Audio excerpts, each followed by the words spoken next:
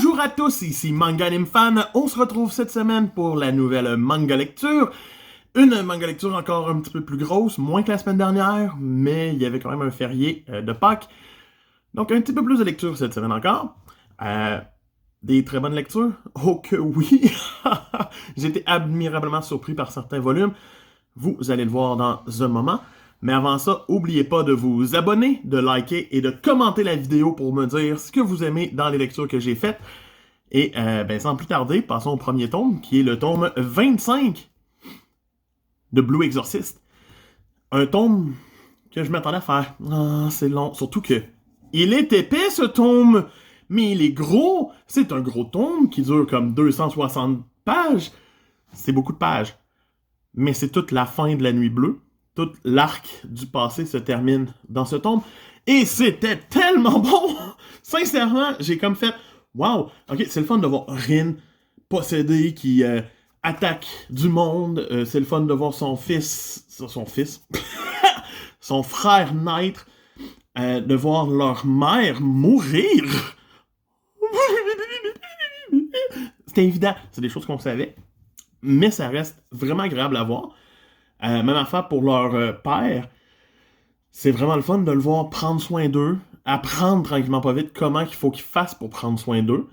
Il y a beaucoup de morts. Satan se donne à 2000%.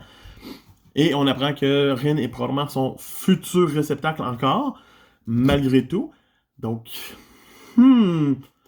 l'intrigue continue, l'intrigue reprend. Ce tome se termine quand même sur le retour dans le présent officiel et le fait que Yukio et Rin vont être face à face.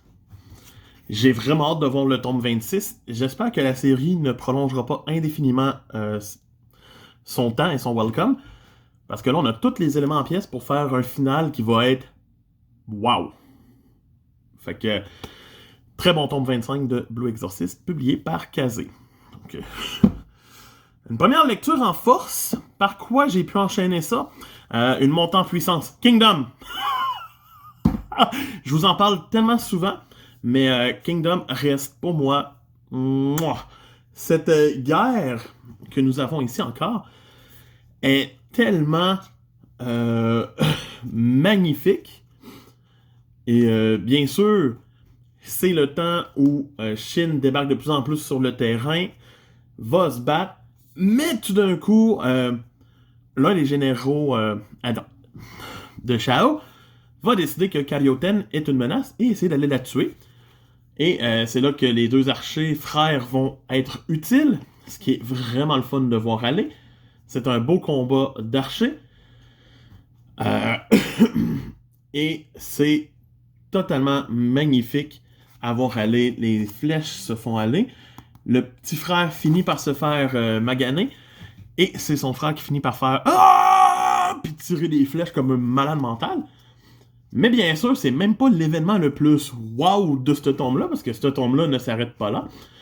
Ce tome-là voit le retour de notre meilleur ami, Uken, qui débarque sur le champ de bataille. Uken qui va se battre contre nos deux protagonistes. Uken qui va péter la gueule à nos deux protagonistes. J'étais comme, what? Non. Tu ne la tues pas. Ça suffit. Et bien sûr, Shin ne s'en sort pas nécessairement mieux. Le combat n'est pas fini encore. Shin se relève coup après coup. Les combats, les planches sont magiques, sont magistrales. J'ai déjà hâte de lire le tome 58. C'est très prochainement d'ailleurs. Mais après ça, il va falloir que j'attende pour le 59 et le 60.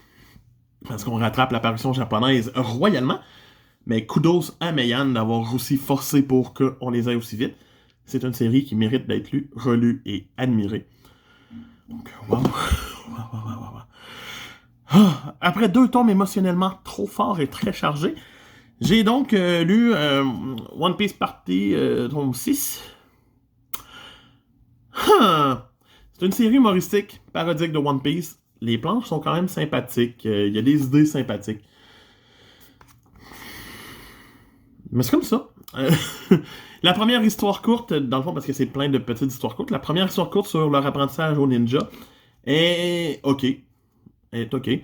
La deuxième, qui est comme un faux retelling de Skypiea, est comme elle est pas si le fun. Après ça, le retelling de Lockdown, par exemple, est vraiment épique, parce que c'est du point de vue de Bartolomeo. J'ai trouvé ça hilarant. Je l'ai vraiment trouvé drôle. Il y a des bons gags dans ce chapitre-là. On a par la suite un concours de mascottes qui m'a fait rire un petit peu.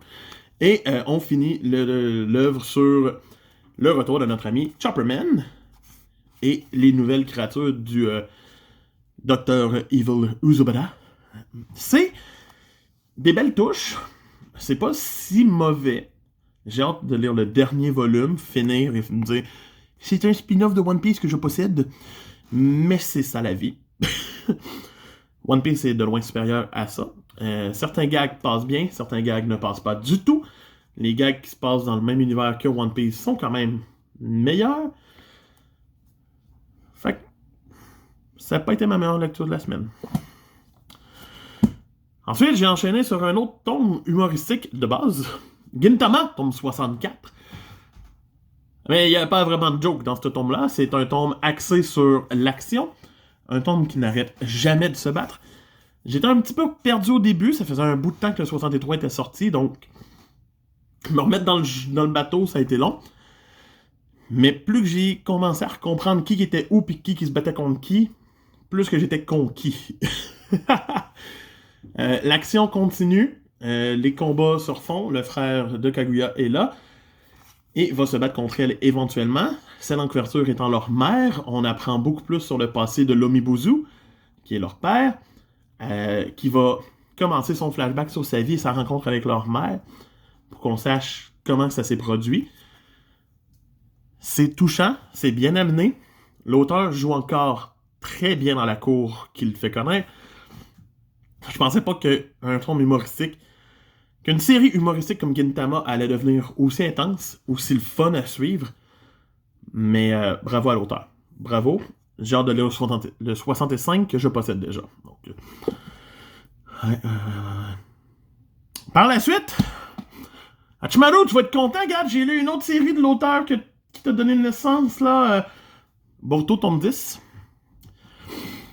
Quand je lisais les chapitres mensuellement, étrangement, ce moment-là m'avait plus percuté qu'en le lisant dans le tome. C'est peu dire. Donc, c'est comme un moment où Naruto et Jigen vont se rencontrer. Jigen qui est là. Naruto et Sasuke. Donc, Kawaki va summoner Jigen sans le vouloir. Il y a des beaux designs, encore. Et Jigen va aller se battre dans une autre dimension contre Naruto et Sasuke va faire « Yo, je suis là! » Et ils vont se battre ensemble contre lui. Finalement, ils se battent pas vraiment parce qu'ils se font juste dominer de A à Z par Jigen, jusqu'à temps que Jigen fasse « J'ai pas assez d'énergie. Ok, je vais tuer Sasuke. » Puis Sasuke fait « Non, je me téléporte chez nous. » Et le dernier chapitre qui fait juste, c'est comme relancer l'intrigue, vu que Naruto s'est fait enfermer dans un cercueil qui est pas vraiment un cercueil, mais c'est façon de parler. C'était ça, et le dernier chapitre justement relance l'intrigue avec Kawaki qui se fait interroger par Shikamaru qui est comme « T'es un bad guy! » « Non, je le suis pas. »« Où tu l'es? » Je suis comme « Shikamaru, come on, man! T'es plus brillant que juste de faire « Ce jeune est tellement celui qui a fait en sorte que le Hokage présentement, il est dans marde. » « Non! Shikamaru! 8 coups en avance, s'il te plaît, au moins! » Fait que c'est ça, ça se termine sur le fait que notre team de base, les jeunes, se font téléporter par Kawaki dans l'univers à la place c'est que le Hokage est, et ils vont se ramasser contre un autre ennemi. Donc, probablement du combat dans le prochain tome. Je dirais que oui, hein? Pas vraiment la meilleure lecture de la semaine. Par la suite, j'ai lu l'excellentissime Slam Dunk, tome 15. Slam Dunk, tome 15, c'est le début de l'Interlycée. C'est un très gros tome. Et, bien sûr, c'est leur premier match complet, de A à Z. Je sais pas pourquoi, mais tout le long, je ne sentais pas qu'ils étaient en danger. J'étais convaincu qu'ils allaient gagner. C'est un petit peu triste, un manga de sport, puis je suis comme moi, mais c'est qu'il reste comme 4 tomes. Qu'est-ce que l'auteur aurait fait? Ben, il reste 5 tomes. Qu'est-ce que l'auteur aurait fait s'il avait fait perdre son équipe? À la limite, tu fais durer le match 3 tombes, là j'aurais fait hey, ils vont peut-être le perdre parce qu'il reste 2 tombes après. Mais j'étais sûr qu'il allait accélérer plus la cadence que ça. Pour qu'on ait plus qu'un match par tombe, parce que là, sinon, ils se rendront même pas en finale. Pour avoir lu Kuroko, c'est que le dernier match dure genre 5 tombes. Je suis comme. Mais il y a des planches vraiment de fun. Tout le monde est quand même utile, à peu près, sauf Mitsui. Éventuellement, Rukawa finit par se faire une blessure atroce par un joueur. Va sortir du terrain, va revenir. Et ben, ils vont gagner. C'est comme tout ce qu'il y a à dire. Sakuraba va finir par faire des beaux paniers, va finir par être utile. Mais tu sais, il y a comme rien vraiment à dire. C'est comme le run and gun versus notre équipe. Et c'était tout. Une chance que les dessins sont toujours aussi agréables à voir. Mais sinon, je suis d'accord pour dire que c'est une très bonne série, que c'est un très bon match. J'ai juste pas ressenti de tension. Fait que ça m'a déçu un petit peu. Et pour finir la semaine, j'ai bien sûr lu le tome 10 de Degreman.